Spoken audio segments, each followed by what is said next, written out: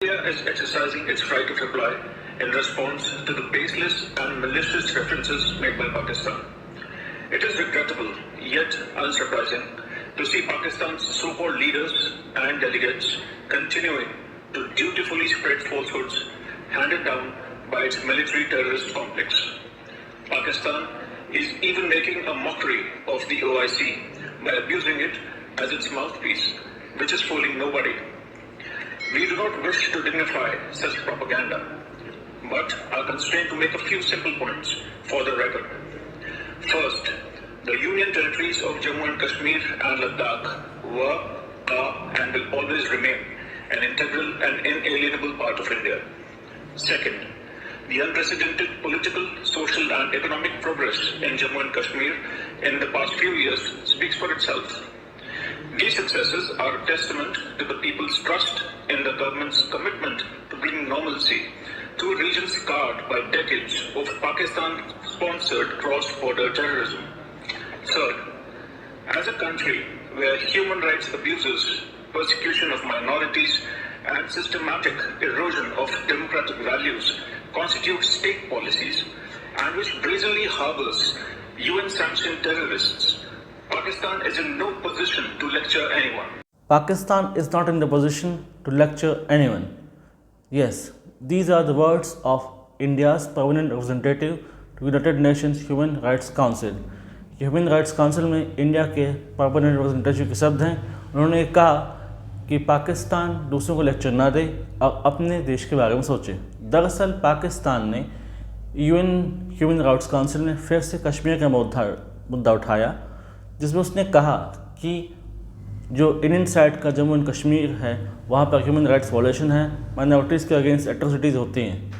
दरअसल पाकिस्तान ने ब्लेटेंटली और हमेशा से ये यूज़ किया है ये फोरम एज अ पोडियम, एक बार नहीं, दो बार नहीं, 50 बार, to put India in situation जहाँ वो ये कह सके कि इंडिया जम्मू एंड कश्मीर में एट्रोसिटीज़ कर रहा है और बिल्कुल भी वहाँ सुरक्षित नहीं है लोग, और जो दिखा रहा है वो सच नहीं है। पाकिस्तान ने OIC, organisation of Islamic cooperation का जो डेटास हैं उसको भी मिसलीड किया, उसको भी अपने हिसाब से तोड़ मरोड़ कर पेश किया UN ह्यूमन राइट्स काउंसिल में कि देखिए कैसे जो है इंडिया मिसयूज़ कर रहा है अपने पावर्स का, कैसे एट्रोसिटीज़ कर रहा है अगेंस्ट मुस्लिम और दूसरे इश्यूज़ उठाए। ह्यूमन राइट्स काउंसिल जो कि पार्ट है UN का, एक हिस्सा बन चुका है जहाँ पर एक पर्टिकुलर नेशंस को टारगेट किया जाता है, और ऐसा देखा गया है कि कंसिस्टेंट मैनर में यहाँ पर कुछ देश हों, चाहे वो US हो, इजराइल हो, इंडिया हो, इनके ऊपर एक प्रकार से चार्जेस लगाए जाते हैं। ट्रम्प जाने जाते हैं अपने ऑड बिहेवियर्स के लिए, अपने ऑड पॉलिसीज़ के लिए। उन्होंने आते ही ये काम किया कि उन्होंने कहा कि we are pulling back from UN human rights council. उसके ठीक बाद इजराइल ने भी ह्यूमन राइट्स काउंसिल को छोड़ दिया। और बात देखा जाए तो सही भी है कि ह्यूमन राइट्स काउंसिल के प्रकार से ये ट्रेंड बन गया है कि पर्टिकुलर कंट्रीज़ को लेकर टारगेट करना, उनके ह्यूमन राइट्स प्रोफाइल को लेकर कुछ ना कुछ कमेंट करना, कुछ ना कुछ बोलना। बहुत से NGOs, सो कॉल्ड NGOs जो कि अपने NGOs कहते हैं, जो कि ह्यूमन राइट्स वॉच, बहुत सारे, एमनेस्टी इंटरनेशनल, उनका एक प्रकार से ये बन गया था द फैशन ऑफ डे कि उनको इंडिया को टारगेट करना है, specially with regard to Jammu and Kashmir.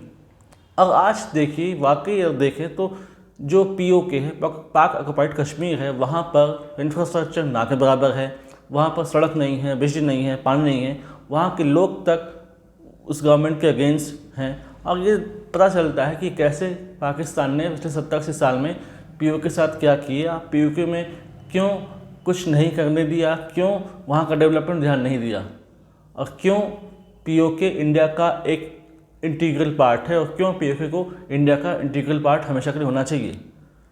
एक प्रकार से देखा जाए तो ये सही भी है, एक प्रकार से ये आई ओपनिंग है जो बता सके कि भाई पाकिस्तान जो कि दूसरे की इमदादों पे, दूसरे की हैंडआउट्स पे, दूसरों की एड्स पे जीता है, दूसरों के असिस्टेंस जीता है, तो लोग भी जाने। और प्रकार से जो बड़े देश है, खासकर US हो गया, चाइना हो गया, IMF हो गया, जो कि देते हैं पाकिस्तान को असिस्टेंस, चाहे वो किसी भी मैनर में हो, तो वो भी जान ले कि उनका जो फंड है वो कैसे जा रहा है, क्यों जा रहा है और किस तरीके से यूटिलाइज हो रहा है पाकिस्तान में। पाकिस्तान को चाइना से तो खैर खास पैसे जाता ही जाता है, लेकिन यूएस भी कभी ना कभी असिस्टेंस देता है, IMF देता है। तो उनको ही पता होना चाहिए कि जिसे वो दे रहे हैं उनका पैसा किस प्रकार से मिसयूज़ हो रहा है और कैसे जो है वो लोगों की भलाई के लिए नहीं बल्कि पाकिस्तान के मिलिट्री जनरल्स और पॉलिटिशियंस अपने जगहों में रख के उसे भूल जा रहे हैं। साथ ही साथ ये भी जरूरी है कि UN ह्यूमन राइट्स काउंसिल भी खुद को रिस्ट्रक्चर करे और ये सोचे कि पर्टिकुलर कंट्रीज़ को लेकर उनकी क्या सोच है, चाहे वो इंडिया हो, चाहे वो इजराइल हो, US हो या जो ऐसे देश हों। क्योंकि पर्टिकुलर मैनर में केवल कुछ कंट्रीज टारगेट करना और बस कुछ लोगों को लगातार एक फोरम देते रहना, एक प्लेटफॉर्म देते रहना जहाँ पर दूसरे देश के खिलाफ कुछ ना कुछ जहर उगलते रहें, तो ये सही नहीं है। क्योंकि ये UN की जो कोर प्रिंसिपल्स हैं उसके अगेंस्ट है, देखा जाए तो सही भी है। और ह्यूमन राइट्स काउंसिल से इसीलिए US भागा, ह्यूमन राइट्स काउंसिल से इसीलिए इजराइल पीछे हट गया। और अब जो जर्नलिस्ट हैं, जो जियो स्ट्रेटजिस्ट हैं, जो जियो पॉलिटिक्स में अपना रुचि रखते हैं, इंटरेस्ट रखते हैं, वो भी कह रहे हैं कि इंडिया को भी सोचना चाहिए कि उसे क्या UN ह्यूमन राइट्स काउंसिल में बने रहना चाहिए। क्या वाकई ह्यूमन राइट्स काउंसिल रेलेवेंट है, वर्थ मेंशनिंग है, वर्थ ट्रीटेबल है, क्या वाकई यहाँ पर रह के कोई फ़ायदा रहेगा इंडिया को। तो सही है, देखा जाए तो यहाँ पर रहना यानी कि एक प्रकार से बार बार वही बैकलैश झेलना, बार बार वही चीज़ झेलना, कश्मीर कश्मीर कश्मीर, क्योंकि 70-80 साल से UN ह्यूमन राइट्स काउंसिल का इस्तेमाल इंडिया को लेकर यही है।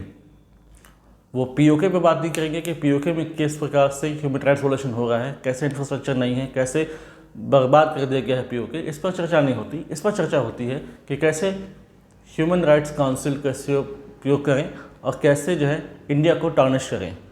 UN ह्यूमन राइट्स काउंसिल में इंडिया ने साथ ही साथ ये बता दिया कि कैसे US और चाइना डायरेक्टली इनडायरेक्टली यूज़ करते हैं पाकिस्तान का अगेंस्ट इंडिया।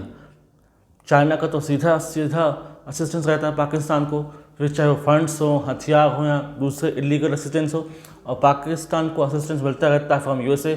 और हाल ही में क्लियर किया है डोनाल्ड ट्रम्प ने $400 million assistance for F-16 maintenance and overhauling. तो इससे बड़े देश भी एक्सपोज हो गए हैं UN ह्यूमन राइट्स काउंसिल में कि किस प्रकार से पाकिस्तान का यूज़ हो रहा है एज अ कोर्ट, जहाँ पर एंटी इंडिया जो डायलॉग्स हैं, एंटी इंडिया स्ट्रेटजीज हैं वो बनाई जाती हैं और ग्लोबली उसको प्रमोट किया जाता है।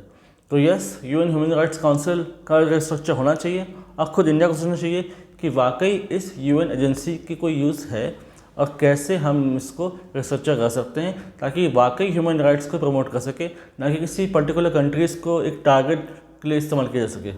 वी होप कि UN इस बारे में सोचेगा और UN ह्यूमन राइट्स काउंसिल का प्रॉपर रिस्ट्रक्चरिंग होगा, जहाँ पर फ्रूटफुल बातें होंगी, जहाँ पर वाकई ह्यूमन राइट्स को प्रमोट किया जाएगा for the wellbeing of the people in larger manner. इससे रिलेटेड कोई सिग्निफिकेंट इन्फॉर्मेशन आती है, we will make a separate video in this regard.